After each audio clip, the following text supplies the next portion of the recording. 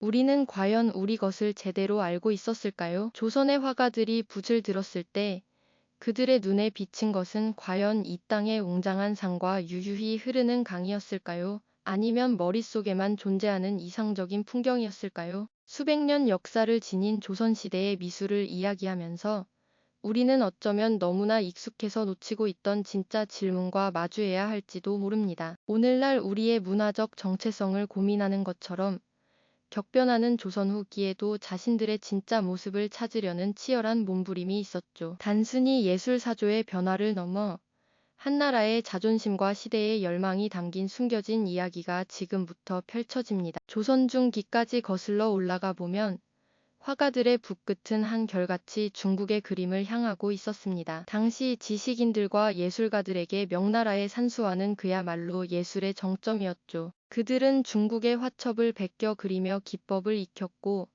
이상적인 풍경이란 응당 중국의 명산대천이어야 한다고 여겼습니다. 현실 세계의 풍경보다는 책 속에서 보고 배운 관념적인 경치를 화폭에 옮기는 것이야말로 진정한 예술의 경지라고 믿었던 거죠. 마치 우리가 어릴 적 꿈꾸던 환상의 세계를 그리는 것처럼 조선의 화가들은 실제 눈앞에 펼쳐진 금수강산 대신 머릿속에 이상적인 중국풍 풍경을 그려냈습니다. 그런데 여기서 한 가지 의문이 생깁니다. 천혜의 자연경관을 자랑하는 조선 땅에서 왜 화가들은 정작 자신들의 눈앞에 펼쳐진 아름다운 산과 강을 제대로 담아내지 못했을까요? 조선 팔도의 빼어난 절경들은 그저 배경에 머물러야 했을까요? 당시 선비들이 학문과 수양의 도구로 삼았던 그림이 왜 우리 땅의 숨결을 담는 데는 인색했을까요? 그 배경에는 당시 조선 지식인들의 깊은 세계관이 자리 잡고 있었습니다. 그들에게 중국은 문명의 중심이자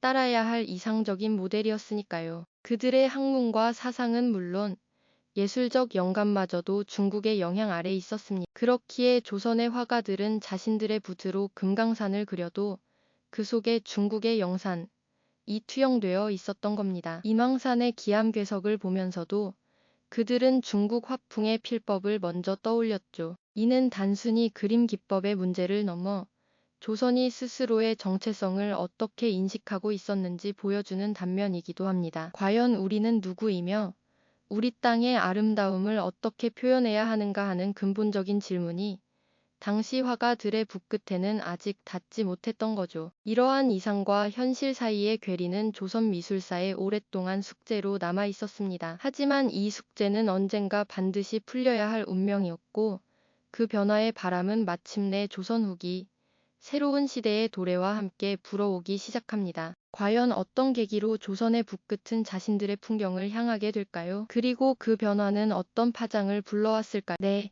드디어 조선의 붓끝이 자신들의 땅을 향하기 시작하는 순간입니다. 오랜 세월 중국이라는 거대한 문화의 그림자 아래에서 이 땅의 풍경을 그저 이상적인 관념으로만 바라보던 시대를 지나 마침내 우리 산천의 참모습을 오롯이 담아내려는 움직임이 움트기 시작한 그 변화의 중심에는 한 위대한 화가가 있었습니다. 바로 겸재정선 선생. 정선은 단순한 화가가 아니었습니다. 그는 오랜 세월 굳어진 전통의 벽에 과감히 균열을 내기 시작한 혁신가였고 붓으로 조선의 정체성을 깨우려 했던 선구자였습니다. 당시 조선은 격동의 시기를 지나고 있었죠. 실학이라는 새로운 학문이 움트며 현실에 대한 깊은 탐구와 실증적인 지식을 중시하는 시대정신이 싹트고 있었습니다. 정선의 붓끝에도 바로 이러한 새로운 기운이 스며들어 있었던 겁니다. 그는 더 이상 머릿속에 이상적인 풍경이나 중국 고화의 필법에 갇혀 있지 않았습니다. 눈으로 직접 보고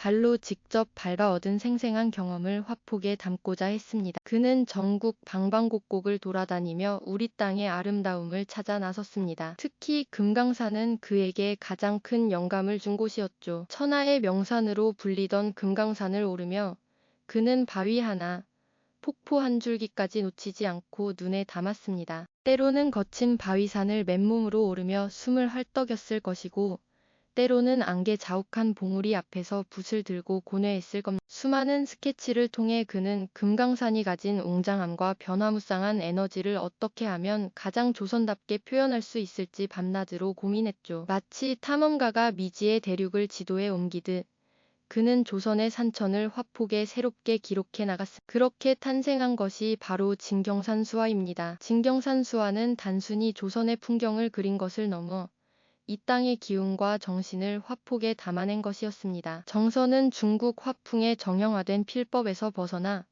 우리 산천의 특색을 살리는 독자적인 화법을 창안했습니다. 가령 우리의 산들은 중국의 완만한 산들과는 달리 뾰족하고 기암 궤석이 많지 않습니까? 그는 이러한 특징을 살리기 위해 수직으로 강하게 긋는 수직준법을 활용했습니다. 마치 칼날 같은 바위들의 날카로 움과 굳건한 기상을 고스란히 옮겨놓으려는 듯했죠. 또한 전체적인 풍경을 한눈에 조망할 수 있도록 위에서 아래로 내려 다보는 듯한 부관법을 즐겨 사용했습니다. 이는 금강산의 수많은 봉우리나 인왕산의 거대한 바위를 압도적으로 표현하는 데 아주 효과적인 방식이었다. 그의 대표작인 인왕제색도나 금강전도를 한번 보시겠어요? 묵직한 먹의 농담으로 표현된 인왕산의 위용, 그리고 금강산만 2천 봉우리가 마치 살아 숨쉬는 듯한 역동적인 모습은 보는 이들을 압도합니다. 이 그림들은 단순한 풍경화가 아니었습니다. 수백 년간 중국의 이상적인 풍경에 익숙해져 있던 조선 사람들에게 이것이 바로 우리의 산천이다 라고 외치는 듯한 강렬한 메시지를 전했죠. 진경산수화는 조선 고유의 미의식을 일깨우고 우리 문화에 대한 자긍심을 고취하는 중요한 역할을 했습니다. 화폭에 담긴 진짜 조선의 모습은 많은 이들에게 신선한 충격과 함께 깊은 감동을 안겨주었으니, 하지만 이러한 새로운 움직임이 마냥 순탄하기만 했던 것은 아닙니다. 오랫동안 중국 문화와 사상을 숭상했던 보수적인 사대부들 중 일부는 진경산수화를 격이 낮은 그림으로 치부하기도 했습니다. 그들에게는 관념 속의 이상적인 풍경을 그리는 것이야말로 진정한 예술이었고, 현실의 풍경을 그대로 옮기는 것은 어딘가 천박하게 느껴졌을 수도 있겠죠. 마치 묵은 관념의 장막에 가려진 채 새로운 흐름에 대한 경계의 시선을 거두지 못하는 이들도 있었던 겁니다. 하지만 진경산수화는 이러한 미묘한 갈등 속에서도 굳건히 자신만의 길을 걸었습니다. 조선의 주체적인 자의식을 표현하려는 열망은 그 어떤 비판도 넘어서는 강한 생명력을 가지고 있었으니까요. 그 열망은 정선 한 사람에게서 그치지 않고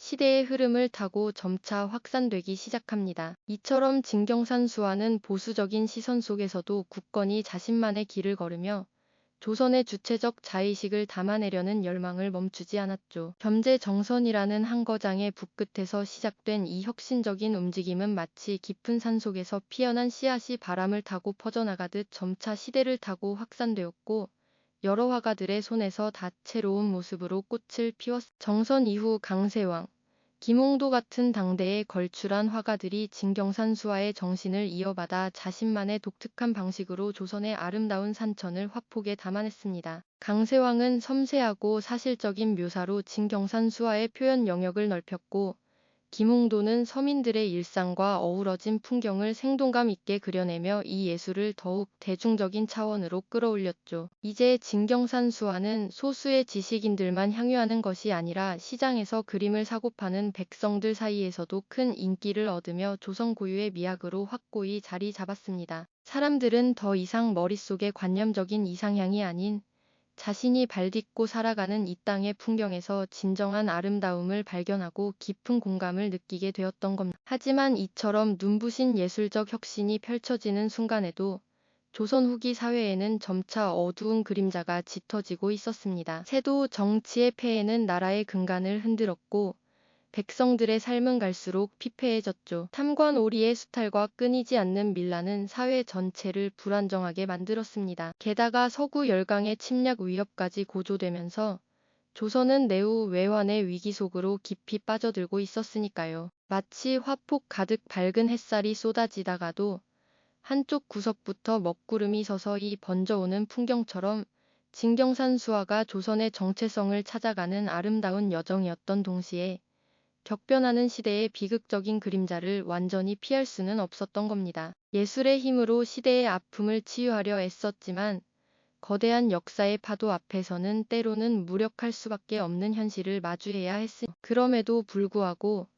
겸재 정선의 북끝에서 터져 나온 진경산 수화의 정신은 시대를 초월하는 깊은 울림을 지니고 있습니다. 특히 그가 금강산을 수없이 오르내리며 완성한 금강전도나 인왕산의 비겐 풍경을 담아낸 인왕제색도 같은 작품들은 단순한 풍경화를 넘어선 의미를 담고 있죠. 오랜 세월 중국의 그림자 아래에서 헤매던 조선이 비로소 자신만의 진정한 얼굴을 찾아낸 순간 바로 그 자체를 화폭에 새겨 넣은 것이나 다름없으니까요. 우리의 산천을 우리의 눈으로 바라보고 우리의 붓으로 그려낸다는 것은 단순한 예술적 행위를 넘어 격변하는 시대 속에서 조선이 스스로의 정체성을 찾아가고자 했던 가장 치열하고도 아름다운 몸부림이었던 이 그림들을 가만히 들여다보면 웅장한 금강산의 기상과 인왕산 바위의 묵직한 존재감이 마치 살아 숨쉬는 듯 느껴지는데요. 단순히 눈에 보이는 풍경을 옮긴 것이 아니라 그 안에 조선의 홍과 자긍심,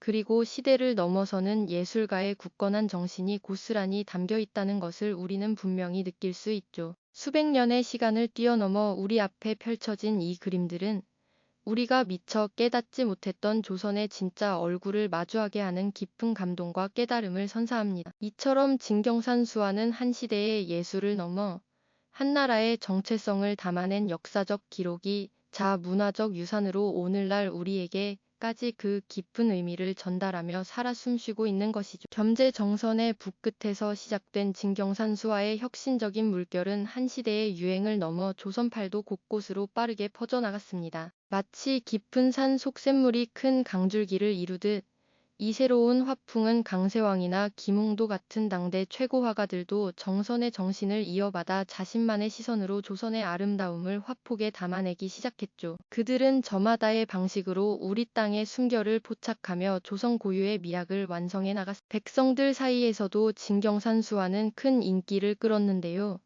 눈앞에 펼쳐진 익숙한 풍경이 그림으로 다시 태어나는 것을 보며 깊은 공감과 자부심을 느꼈기 때문일 겁니다. 시장에서는 금강산, 인왕산, 동네 뒷산의 모습이 담긴 그림들이 활발히 거래되었고, 이는 진경산 수화가 소수의 지식인만을 위한 예술이 아닌 온 백성이 함께 즐기는 조선 고유의 문화적 자산으로 자리매김했음을 보여주는 분명한 증거가 아닐까요? 하지만 눈부신 예술적 성취 뒤편에는 시대의 어두운 그림자가 서서히 드리워지고 있었습니다. 탐욕스러운 세도, 정치로 백성들의 삶은 날마다 고통스러웠고 나라 안팎으로는 혼란과 불안이 감돌았죠. 멀리 서양에서 밀려드는 새로운 문물과 외세의 위협은 조선이라는 작은 배를 집어삼킬 듯 거센 파도로 다가왔습니다. 진경산 수화가 정체성을 굳건히 세우려 애썼던 그 순간에도 거대한 역사의 경랑은 피할 수 없는 현실이었으니까요. 예술의 힘으로 시대의 아픔을 달래고 흔들리는 민족의 마음을 붙잡으려 했지만 거대한 운명의 흐름을 거스르기엔 역부족이었던 건 아닐까요? 화가들의 붓끝에서 피어난 희망의 빛은 차가운 현실의 벽 앞에서 때로는 초라하게 느껴지기도 했을 겁니다. 그럼에도 불구하고 겸재 정선이 금강산을 수없이 오르내리며 완성한 금강전도나 빗물에 씻긴 인왕산의 웅장함을 포착한 인왕제색도 같은 작품들은 단순한 경치를 넘어섭니다. 이 그림들은 수백 년간 중국의 그림자 속에서 방황하던 조선이 드디어 자신만의 진정한 얼굴을 발견하고 세상에 당당히 드러낸 결정적인 순간을 담고 있는 것이죠. 우리의 산천을 우리의 눈으로 깊이 응시하고 우리의 붓으로 오직 우리만의 방식으로 그려낸다는 것은 단순한 예술적 행위를 초월합니다. 그것은 격변하는 시대의 한가운데서 조선이 스스로의 정체성을 찾아가기 위해 펼쳤던 가장 치열하면서도 아름다운 몸부림이었으니까요. 조선의 예술혼이 빛을 발하는 순간을 우리는 이 그림들 속에서 생생하게 마주할 수 있습니다. 진경산 수화 작품들을 마주할 때면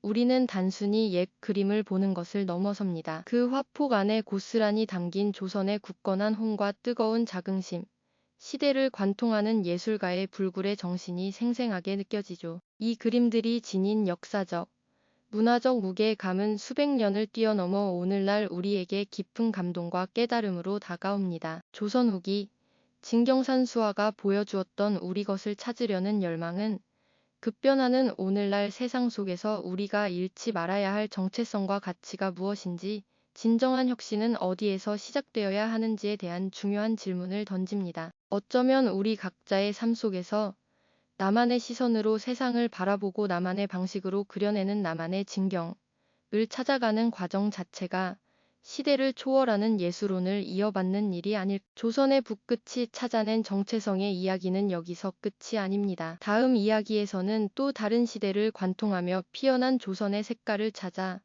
더 깊은 문화의 여정 속으로 함께 떠나볼까 합니다. 다음 시간에 다시 만나 뵙겠습니다. 이 영상이 도움이 되셨다면 좋아요와 구독 부탁드립니다. 여러분의 응원이 제게 큰 힘이 됩니다. 다음 영상에서도 더 유용한 정보를 공유하겠습니다. 감사합니다.